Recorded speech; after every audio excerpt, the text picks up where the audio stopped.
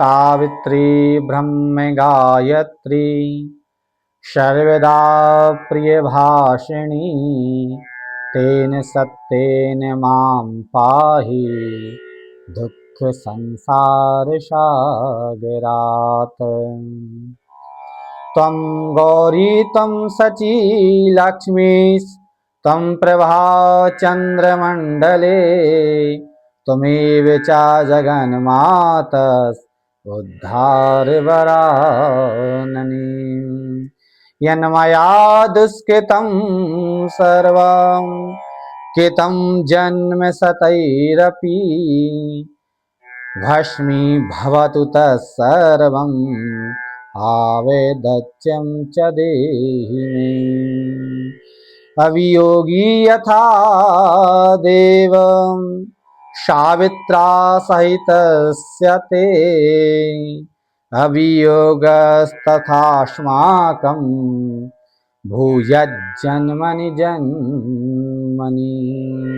वट सावित्री व्रत जो ज्येष्ठ मास की अमावस्या को होता है, जिसमें सौभाग्यशाली सौभाग्यवती स्त्रियां अपनी पति की लंबी आयु के लिए व्रत रखती हैं व वट वृक्ष की पूजन करती हैं। इस बार यह उत्तम व्रत 16 मई को है, शनिवार का दिन है। वट सावित्री की कथा इस प्रकार है। यह कथा स्कंद पुराण में वर्णित है। एक बार माँ पार्वती ने कहा भोलेनाथ जी से कि हे देवताओं के देवता, जगत के पति शंकर भगवान प्रभास क्षेत्र में स्थित ब्रह्मा जी की प्रिया जो सावित्री देवी हैं, उनका चरित्र आप मुझसे कहिए, जो उनके व्रत का महत्व हो और उनके संबंध का इतिहास हो, एवं जो स्त्रियां को पतिव्रता बनाती हैं और वह व्रत स्त्रियों को सौभाग्यदायक और महान उदय करने वाला व्रत हो, ऐसा व्रत हमारे लिए बताइए। महादेव कहते हैं, हे महादेवी, प्रभास क्षेत्र में स्थित सावित्री के असाधारण चरित्र को मैं तुमसे कहता हूँ।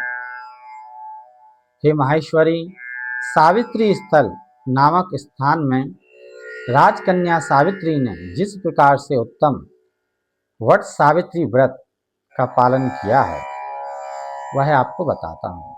यह कथा है, मद्र देश में एक धर्मात्मा राजा राज करता था, जो सभी प्राणियों के हित में तत्पर रहता था। उनका नाम अश्वपति था।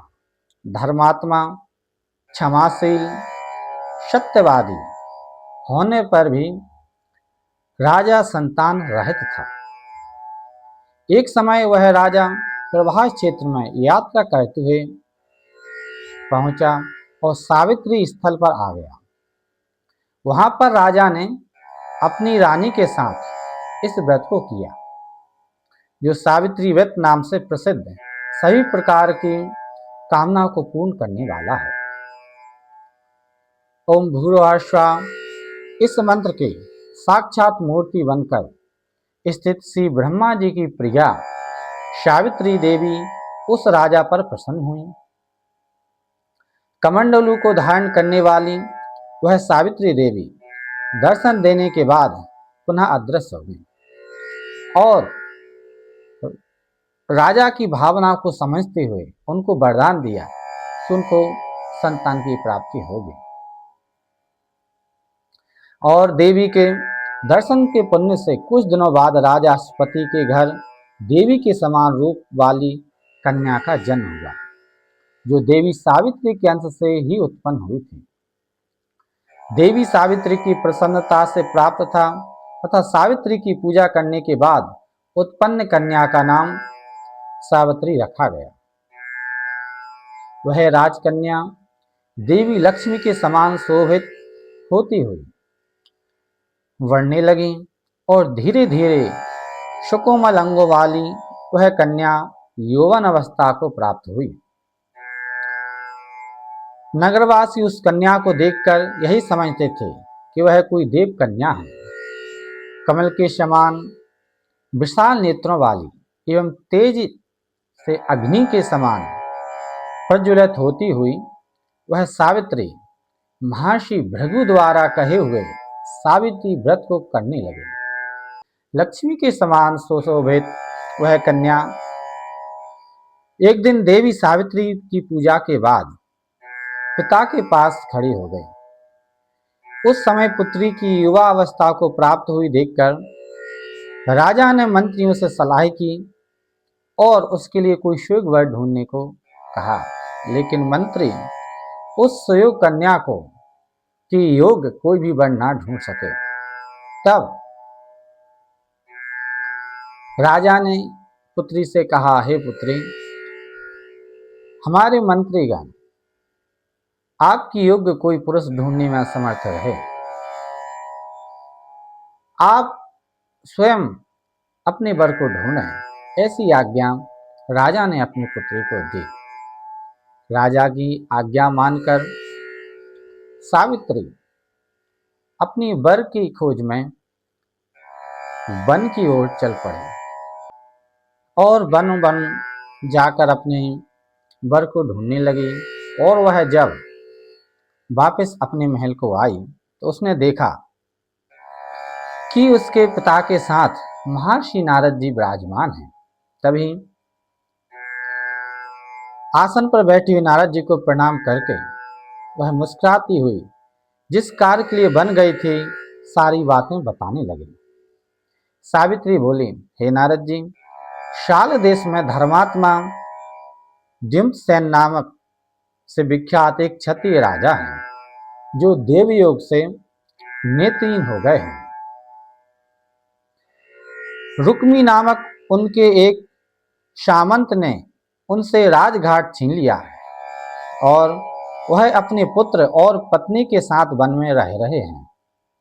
उनका पुत्र सत्यवादी और धर्मात्मा है, उसे ही मैंने मन में पति रूप में वरण कर लिया है। नारद जी सावित्री की वचनों को सुनकर बोल पड़े, हे राजन, सावित्री ने यह बड़ा कष्टप्रद कार्य किया है। वह बाल बुद्धि है, इसने केवल गुणवान समझकर सत्यवान का वर्ण कर लिया है। सत्यवान मिट्टी के घोड़े बनाता है और घोड़ों का चित्र भी बनाता है। इससे उसे चित्रवास और चित्राश भी कहते हैं। सत्यवान दान और गुण से रंतिदेव व शिष्य के समान है। ब्राह्मणों की रक्षा करने वाला और सत्यवादी है। राजा ययाति के समान उदार, चंद्रमा के समान प्रिय लगने वाला, रूप में दूसरे अश्विनी कुमार के समान है, तो द्युम्नसेन के समान बलवान है, लेकिन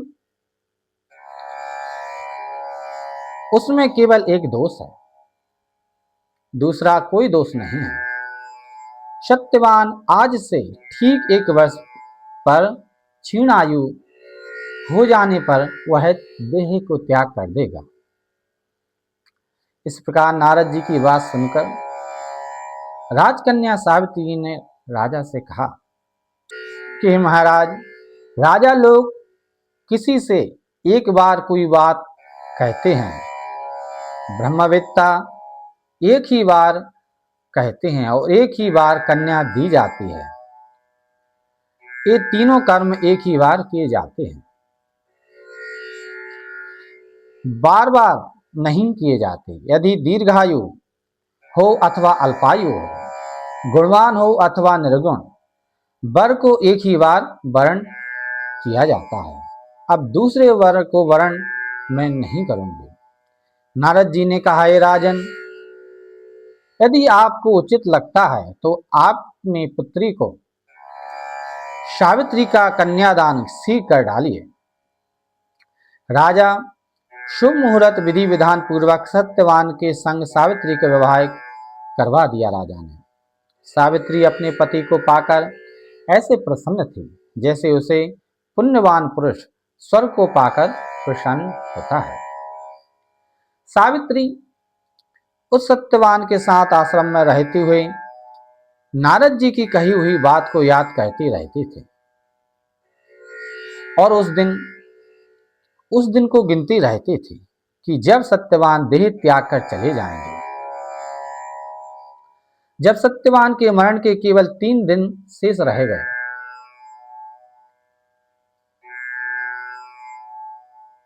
तब सावित्री ने निराहार रहने का व्रत लिया और तीसरे दिन सुबह स्नान करके देवता और पितरों का पूजन किया।